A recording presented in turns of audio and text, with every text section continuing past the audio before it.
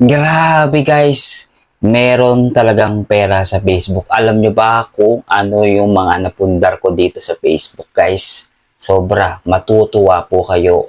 Sigurado ma-inspire po kayo sa aking sasabihin ngayon. Hello guys, good morning, good afternoon, and good evening po sa lahat. For today's video guys, pag-uusapan natin ngayon kung ano ang mga napundar ko dahil sa Facebook. Okay?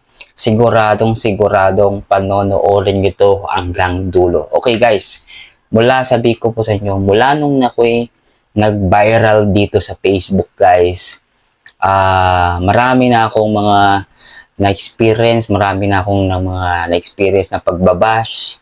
Sobrang dami ng basher ko. Tapos, ito pa guys maraming pangungutya, maraming sinasabi na pangit ka, ang ganyan-ganyan. Sobrang dami guys. Ano mga pinaggagawa mo? Yung iba, hindi ka pinapansin sa mga pinapansin ka pero puro po na lahat. Pero ito guys, nagbunga na nga po yung aking paghihirap at siyempre, sigurado maraming manonood nito, especially sa mga marites.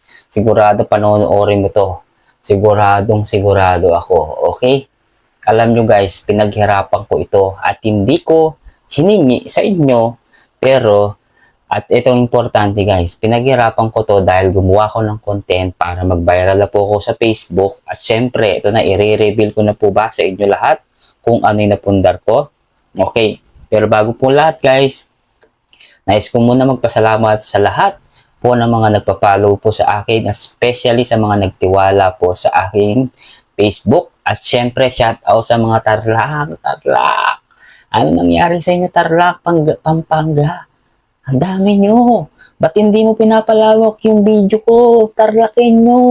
Gusto ko rin makilala dito sa Tarlac, syempre. Bilang isang content creator, bilang isang vlogger, kailangan makilala po ako dito talaga. Yun ang pinaka-the best. Alam nyo guys, yun pinaka-wish ko talaga na makilala ako dito. Yun ang pinaka-the best. Kaya nga po gumagawa ko ng mga content na ikaka-viral ko talaga ulit para dito sa Tarlac. Okay. Wala nang iba-iba guys kung ano po yung nare-reveal ko po sa inyo talaga, kung ano po yung napundar ko. Alam nyo guys, ito kukwento ko po sa inyo lahat Ang unang sahod ko po ay magkano?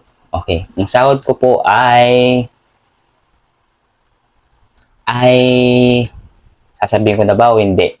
Okay, ang sinahod ko po guys, ang unang sahod ko is almost nasa 10k ata yun, 10,000 plus. Okay, kung ano yung napundar ko, ito guys, nakikita nyo ito? Yan. Itong sing-sing na to guys, ito po yung napundar ko nung unang sahod ko.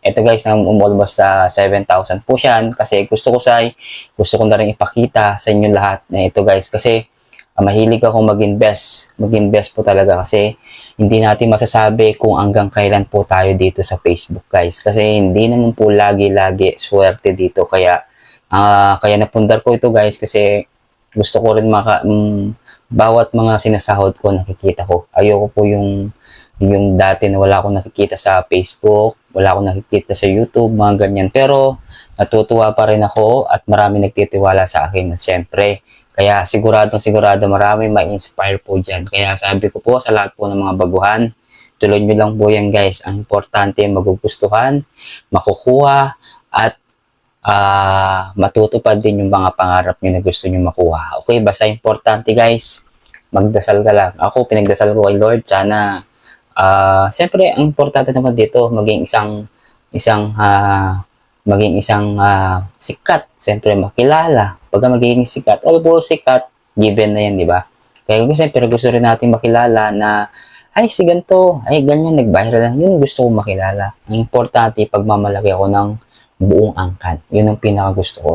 At siyempre, guys, hindi ko na po paabaan tong kwento na to, guys. Basta importante, yung sinasabi ko po sa inyo, sipag at tiyaga para makamit nyo po yung gusto nyong makuha sa pangarap mo or kung anong gusto mo makuha pagdating ng araw ng sahod. Okay, maraming salamat at sana naging inspiration.